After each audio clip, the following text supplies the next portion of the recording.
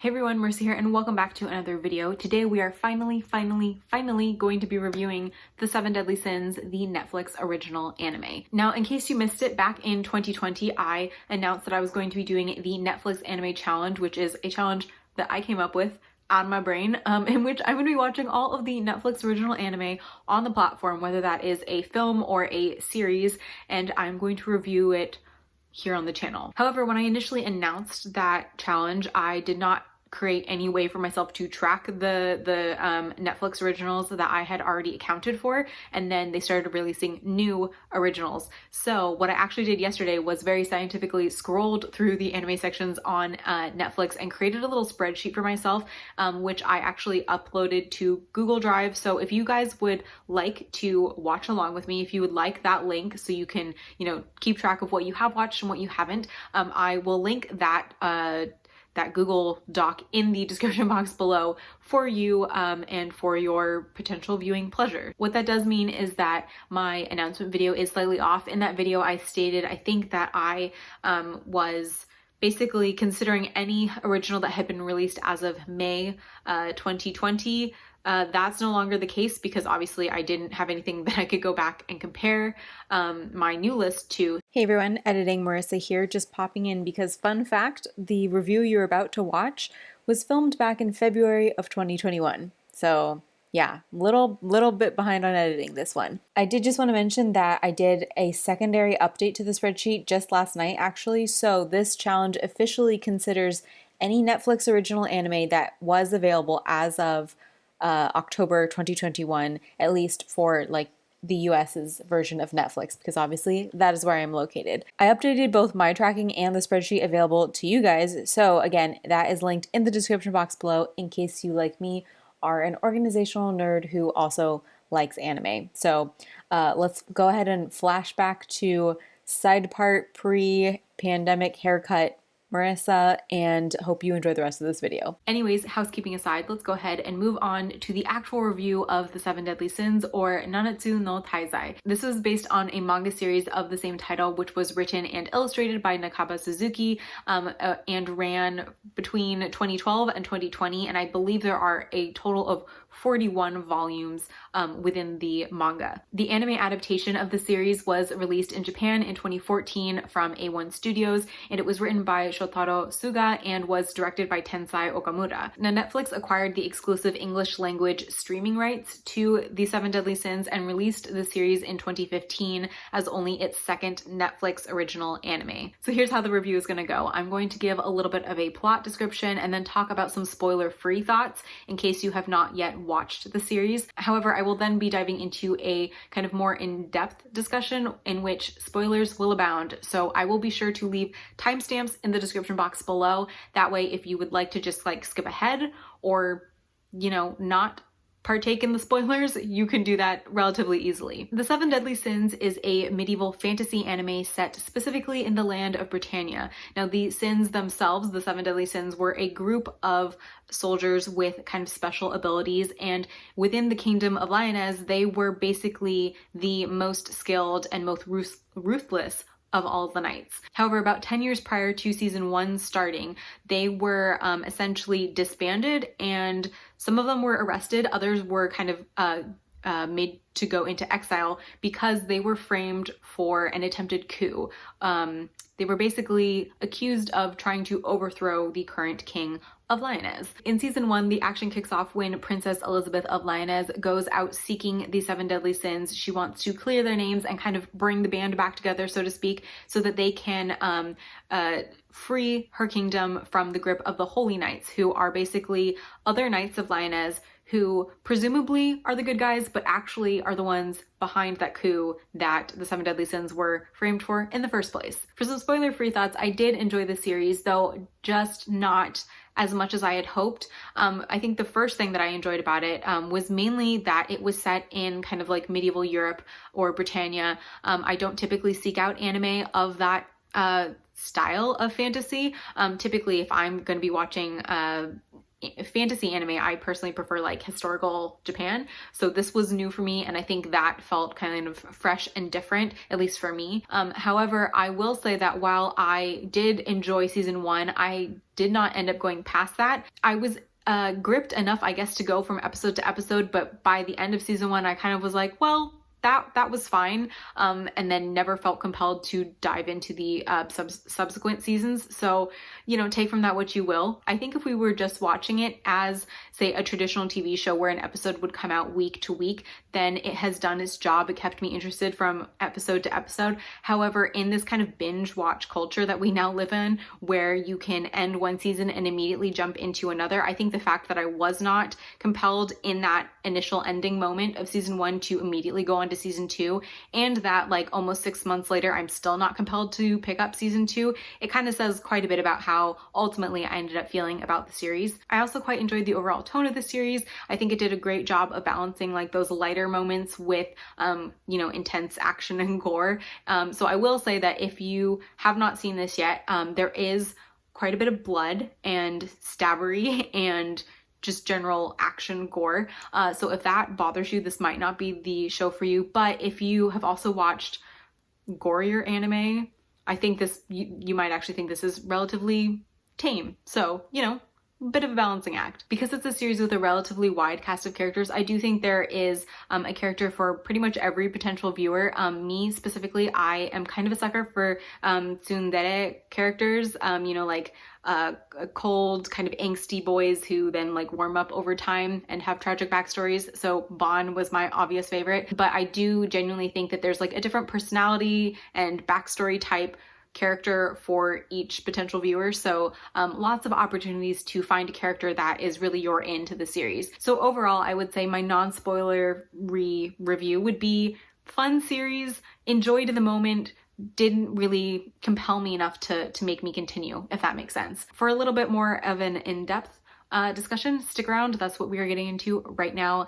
If not, spoilers coming up, you have been warned. One thing I really enjoyed back when I was doing my Year of Miyazaki videos was to kind of pick out a few themes from whatever film I was watching and kind of discuss those a little bit. So I tried to do the same thing with the Seven Deadly Sins, but again, it's been a while since I watched it, so I feel like these discussions won't be quite as in-depth or insightful. The first theme I wanted to mention is obviously the theme of second chances. I think that's kind of the theme of the entire show. It's the most obvious one, and I think at the very least you see that there are these characters who were accused of a crime and are at least being given the opportunity to, if not prove that they did not do the crime, they are at least given the opportunity to absolve themselves of that past wrong. Kind of piggybacking off that is the second theme of good versus evil. Now, for the most part in kind of medieval style fantasy, you have a very clear distinction between the two sides. You have the good guys and you have the bad guys, and it's quite black and white.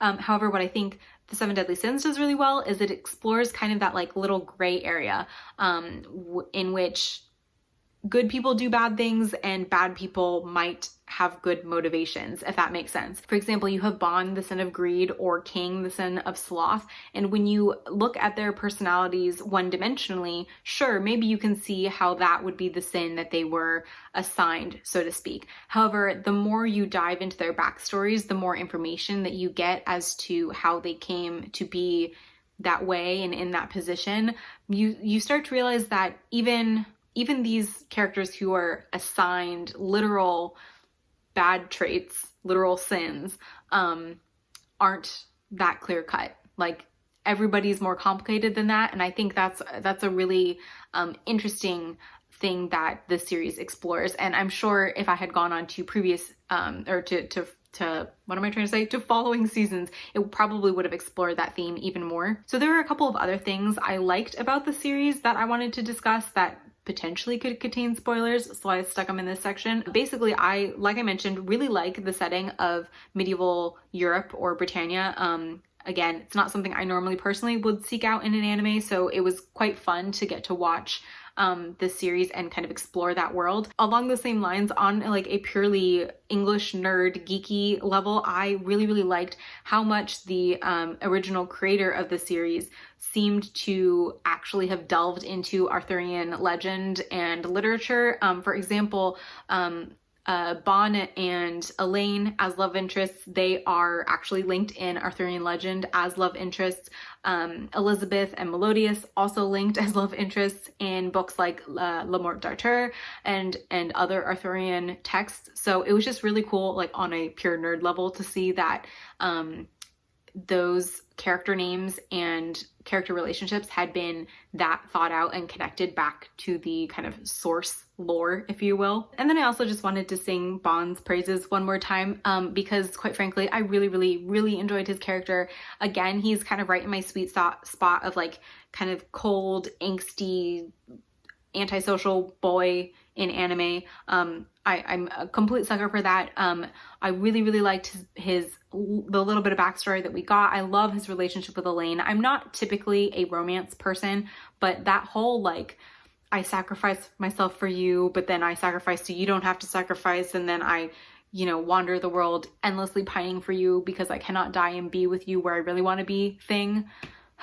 It hit me. It hit me right here. Getting into dislikes a little bit here, I was not typically a fan of the character design, but Bon was kind of the exception to that. I don't know if anybody, let me see if I have a image. No, see, I'm never gonna get a good picture of Hiruma just pulling it off the shelf, but like, yeah, okay, so Bon kind of reminded me of Hiruma from iShield 21, just design-wise, and that might have been the only character design I was really into, but let's talk about that right now. Speaking of character design, I guess we'll move into things that I did not really like about the show. The first of which would be the character design and just the overall art style, which when you're watching an animated show is kind of a big deal. I had no problem with kind of the background setting design or art style. I thought that was very generic and just fine overall, but in general, the character design I just was not into. It was very cartoony and very much reminded me of like early seasons of Naruto, and like not in a good way. I felt that the character design got better during the action sequences, and in retrospect, I think that I only thought that because the characters get less detailed and more blurred, obviously because they're moving.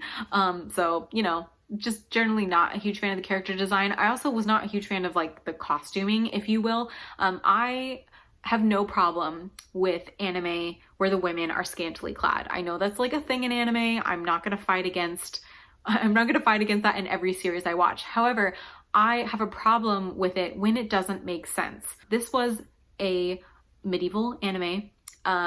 Many of the men are in armor or at least clothes.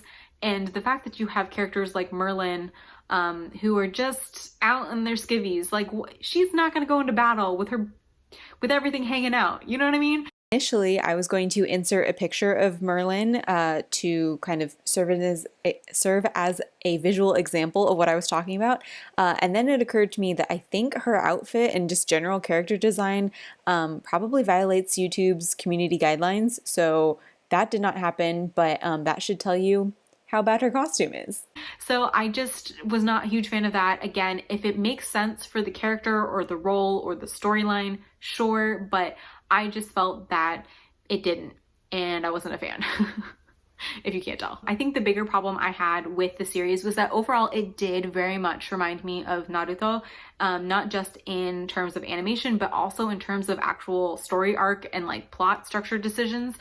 Specifically the kind of end of season 1, that like the big confrontation, if you will, it very much reminded me of, was it Pain, who Naruto in Shippuden, like that first big, when they like blow up Konoha and there's like a crater. That whole confrontation between Naruto and his character very much felt like it influenced what happened in the 7 Deadly Sins. Now, please tell me if you think I am absolutely crazy and wrong and whatever. I would love to hear a different perspective, but for me, it just didn't really feel unique or individual enough for me to say, yeah, I'm gonna stop you know, watching everything else and just watch this for a couple of weeks. It didn't appeal to me that way. It didn't have any lasting like little grip in me. You know, it didn't have anything that made me really want to continue watching it. That was ultimately the biggest problem. Didn't feel original and wasn't quirky enough to keep me watching.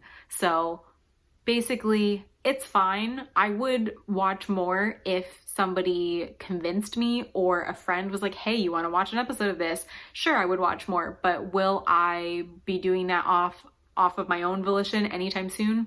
Probably not. That was my review of the 7 Deadly Sins, or Nanatsu no Taizai. Please let me know what you thought of the show in the comments down below. Obviously, as I mentioned, I only watched season 1, so if it does get better in season 2, maybe tell me that and maybe I will give it a second go.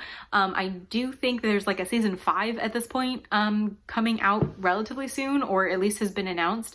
So it's obviously popular enough that the show is still going and Netflix is still releasing, and maybe I'm the one who's wrong here. But it ultimately wasn't really the show for me. I guess that's the conclusion. Now that we are at the end of this review, it is time to pick our show for the next review. So, like I mentioned, I do have that spreadsheet down below. If you would like to save that to your own Google Drive, if you'd like to print it out and use it to kind of follow along, I printed mine out, cut up all of the little names and put them in my, I guess it's my anime jar now. Let's see what we get. Whoop. Okay, we got, oh, keep it in. Wow, we got, literally, it just says anime review. Cool. Apparently that was just a column header, which is funny and embarrassing all at the same time. So let's pick the actual show that we are going to be watching next, or film, I guess. This is, oh, Aiko Incarnation. So I believe this is a show, not a film. We are going to be watching this next, and I will review it and put that review up on the channel, hopefully sometime in the very near future. We are not going to do like another six-month break between me watching and reviewing the show. That's just slightly insane. If you would like to participate in the next review video, again, we are watching Aiko Incarnation, and thank you very much if you have made it this far in the video. Please, again, share any thoughts with me down in the comments below. You may comment on everything but my Japanese pronunciation. Joking, but really, please don't. Again, thank you so very much for watching. I hope you all are staying safe and healthy, and I will see you in the next review video. Bye.